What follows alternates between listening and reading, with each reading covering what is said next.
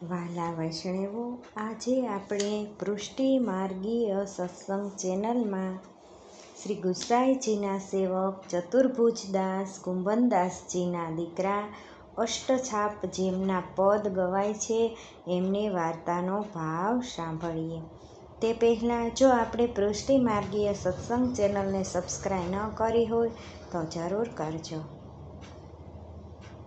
આ ચતુર્ભુજદાસ જમુનાવતામાં કુંભનદાસજીને ત્યાં જન્મ્યા. કુંભનદાસજીને પહેલાં 5 દીકરા હતા. તેમનું મન લૌકિકમાં ખૂબ આસક્ત જોઈ ને કુંભનદાસજીના મનમાં ખૂબ જ દુઃખ થયું. મનમાં વિચાર્યું કે મને કોઈ એવો પુત્ર ન થયો કે જેને હું મારા મનનો ભેદ કહું. પછી કુંભનદાસજીએ 5 દીકરાઓને જુદા કરી દીધા. કુંભનદાસજીની વહુ શ્રી આચાર્યજી મહાપ્રભુજીની સેવક હતી અને એક દીકરી તે પણ પરમ ભગવતીય હતી અને શ્રી આચાર્યજી મહાપ્રભુજીની સેવક હતી. લગ્ન થતાં જ એનો ધણી મરી ગયો હતો, તેથી એ દીકરી પણ કુંભનદાસજીને ઘરે રહેતી. 3 જણ જમુનાવતામાં ગામમાં રહેતા. પછી એક દીકરો કુંભનદાસજીને એક બીજો થયો. એનું કુંભનદાસજીએ કૃષ્ણદાસ નામ રાખ્યું. કૃષ્ણદાસજી મોટા થયા ત્યારે શ્રીનાથજીની ગાયોની સેવા કરતા. કીર્તન કોઈ ન આવડતા કૃષ્ણદાસે શ્રીનાથજીની ગાયને બચાવી પોતે સિંહનો સામનો કરી પોતાનું શરીર દઈ દીધું. એ એમની વાર્તામાં પ્રસિદ્ધ છે. કુંભનદાસજીના મનમાં એ મનોરથ ઢોળાયા કરતો કે કોઈ એવો પુત્ર ન થયો જેને હું મારા મનનો બધો ભાલવ કહું અને બધી ભગવત વાર્તા કહું. એથી કુંભનદાસજી ઉદાસ રહેતા. એક દિવસ શ્રી ગોવર્ધનનાથજીએ પરાશોલીમાં શ્રી કુંભનદાસને પૂછ્યું કે કુંભના, તું ઉદાસ કેમ છે? કુંભનદાસે કહ્યું કે મહારાજ, સત્સંગ નથી.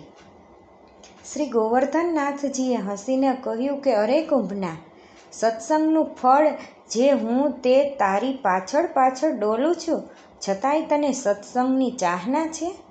ત્યારે કુંભનદાસે કહ્યું કે મહારાજ, ભગવતીઓના સંગ વિના હું જીવન આપના સ્વરૂપાનંદને કરી તે રીતે જાણી શકે.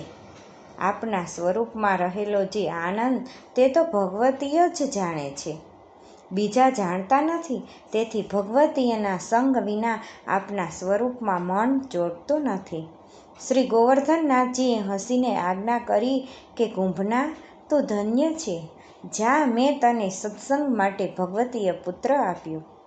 તો પણ કુંભનદાસ એવું વિચારીને ઉદાસ રહેતા કે પુત્ર થશે ક્યારે, મોટો થશે ક્યારે અને કોણ જાણે કે એ ક્યાં ભાવમાં મગ્ન રહેશે. આમ કરતાં કરતાં પુત્ર થવાનો સમય ફરી આવ્યો. સ્ત્રી ફરી ગર્ભવતી થઈ.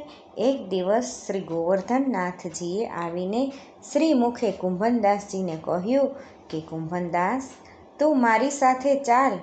કુંભનદાસજી શ્રી ગોવર્ધનનાથજીની સાથે ચાલ્યા. એક વ્રજ ભક્તના ઘરમાં શ્રીનાથજી પધાર્યા. આ વ્રજ ભક્ત દહીં માખણની મથનીઓ બંને ઊંચા સિક્કામાં ઘરને કોઈક કાર્ય માટે બહાર ગઈ હતી. એ વખતે ત્યાં આવીને શ્રી ગોવર્ધનનાથજીએ એક હાથે દહીંની મથની લીધી ત્યારે શ્રી ગોવર્ધનનાથજીનું પીતાંબર ખુલી ગયું, ભૂમિ પર પડવા લાગ્યું. તરત જ શ્રી ગોવર્ધનનાથજીએ 2 હાથ નીચે બીજા પ્રગટ કરી પીતાંબર પકડી લીધું અને 2 હાથમાં માખણની મથનીઓ લીધી. તે વખતે કુંભનદાસજીને ચતુર્ભુજ સ્વરૂપનું દર્શન થયું. પછી ગોવર્ધનનાથજી સખાઓ સાથે દૂધ, દહીં, માખણ બધું આરોગ્યા. બચ્યું તે વાંદરાઓને ખવડાવી દીધું. તે જ વખતે પેલી ગોપિકા પોતાના ઘરમાં દોડી આવ્યા. જોયું તો માખણ શ્રી ઠાકોરજી આરોગે છે. ત્યારે તે ગોપિકા શ્રી ઠાકોરજીને પકડવા દોડી. સખા તો ભાગી ગયા. કુંભનદાસ અને શ્રી ગોવર્ધનનાથજી ઊભા રહી ગયા. ગોપિકા નિકટ આવી ત્યારે શ્રી ગોવર્ધનનાથજીએ પોતાના શ્રીમુખમાં દૂધ ભરીને પેલી ગોપિકાના મુખ પર રાખ્યું. એ રીતે એના મુખ પર નાખ્યું કે એના સારા મુખ અને દાંતોમાં દૂધ ભરી દીધું.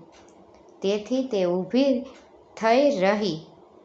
પછી કુંભનદાસજી અને શ્રી ગોવર્ધનનાથજી ત્યાંથી ભાગ્યા. શ્રી ગોવર્ધનનાથજી તો મંદિરમાં પધાર્યા અને કુંભનદાસજી જમુનાવતા પોતાના ગામમાં પોતાની ઘેર ગયા. તે વખતે માર્ગમાં જતા આ પદ કુંભનદાસજીએ ગાયું. આની પાયે હો હરિની કે ચોરી ચોરી દધી માખન ખાયો ગિરિધરન દીન પ્રતિહિકે રોક્યો ભવન દ્વાર વ્રજ સુંદરી નુપુર મોર અચાનક હિક અબ કૈસે જઈત ઘર અપને में ભોજન ભોરી દૂધ દધી પીકે કુંભનદાસ પ્રભુ ફલે પરે ફંદ જાનન દેહો ભાવતે ચીકે ફરી ગંડુ સુખ સીટ દે નૈનન મેં ગિરિધન ગાય ચલે કે કીકે. આ કીર્તન કુંભનદાસજી કરતા કરતા ચાલ્યા. ચતુર્ભુજ સ્વરૂપનું જે દર્શન થયું તું તેના ભાવમાં રસથી ભરેલા કુંભનદાસજી પોતાને ઘરે આવ્યા. તે જ વખતે કુંભનદાસજીની સ્ત્રીને દીકરો થયો. આ સાંભળીને કુંભનદાસે કહ્યું કે આ છોકરાનું નામ ચતુર્ભુજ દાસ છે.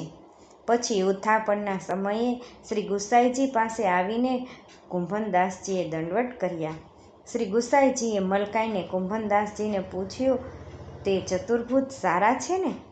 કુંભનદાસજીએ વિનંતી કરી કે મહારાજ, જેના મુખ પર આપ આવી કૃપા કરો છો તે તો સદા સારા જ છે. તેનું બધે ઠેકાણે કલ્યાણ જ છે. શ્રી ગુસાઈજીને કુંભનદાસજીને કહ્યું કે આ પુત્રથી તમને સુખ જ સુખ થશે. તમારા મનનો જેવો મનોરથ હતો તે પ્રકારે તમારો બધો મનોરથ સિદ્ધ થયો છે. પછી પિંડર ઉતર્યું ત્યારે કુંભનદાસજીએ શુદ્ધ થઈને પુત્રને સ્નાન કરાવ્યું. એને પોતાની ગોદમાં લઈને શ્રી ગુસાઈજી પાસે આવીને કુંભનદાસજીએ દંડવત કર્યા. પછી ચતુર્ભુજ દાસના મસ્તકને શ્રી ગુસાઈજીના ચરણ કમળના સ્પર્શ કરાવીને કુંભનદાસજીને વિનંતી કરી કે મહારાજ, કૃપા કરીને ચતુર્ભુજ નામ સંભળાવો. શ્રી ગુસાઈજીએ હસીને કહ્યું કે રાજભોગ સર્યા પછી નામ નિવેદન બંને સાથે કરાવીશું. આ સાંભળીને ચતુર્ભુજ દાસ તે વખતે કિલકારી પાડીને હસ્યા. કુંભનદાસજી પણ મનમાં ખૂબ પ્રસન્ન થયા. પછી રાજભોગ સરવાનો સમય થયો ત્યારે માળા બોલી. શ્રી ગુસાઈજીએ ભીતરિયાઓને આજ્ઞા કરી કે તમે બહાર જાઓ. બધા ભીતરિયા, બધા પોરિયા બહાર જઈને બેઠા. તે સમયે મંદિરમાં શ્રી ગોવર્ધનનાથજી અને કુંભનદાસજી રહ્યા. તે વખતે શ્રી ગુસાઈજીએ ચતુર્ભુજ દાસને નામ સુણાવ્યું. પછી તુલસી લઈને કુંભનદાસજીને કહ્યું કે ચતુર્ભુજને આગળ લાવો. પછી કુંભનદાસજી સન્મુખ ચતુર્ભુજ દાસને બ્રહ્મસંબંધ કરાવ્યું. તુલસી ગોવર્ધનનાથજીના ચરણકમળ પણ સમર્પ્યા. એ જ વખતે સઘળી લીલા સ્ફૂર્તિ ચતુર્ભુજ દાસને થઈ. શ્રી ગુસાઈજીએ શ્રી ગોવર્ધનનાથજીની આરતી ઉતારી. ગોવર્ધનનાથજીને અનોસર કરાવ્યા. માળા બીડા લઈને શ્રી ગુસાઈજી પર્વત પરથી ઉતર્યા. પોતાની બેઠકમાં પધાર્યા. ત્યાં બધા વૈષ્ણવો પણ આવ્યા. કુંભનદાસજી પણ ચતુર્ભુજ દાસને લઈને આવ્યા. બધાની આગળ ચતુર્ભુજ દાસ મુગ્ધ બાળક થઈને મૂંગા બની રહ્યા. પછી શ્રી ગુસાઈજીએ બધા વૈષ્ણવોને વિદાય કર્યા. પોતે ભોજન કરવા પધાર્યા. શ્રી ગુસાઈજીએ કૃપા કરીને પોતાના શ્રી હસ્તે કુંભનદાસ ચતુર્ભુજ દાસને પોતાની જૂઠણની પાતળ ધરી. બંને જણે મહાપ્રસાદ લીધો. શ્રી ગુસાઈજી ગાદી ઉપર બિરાજ્યા. આપ બીડા આરોગતા હતા ત્યારે કુંભનદાસજી ચતુર્ભુજ દાસજીને આચમન કરીને શ્રી ગુસાઈજી પાસે આવ્યા.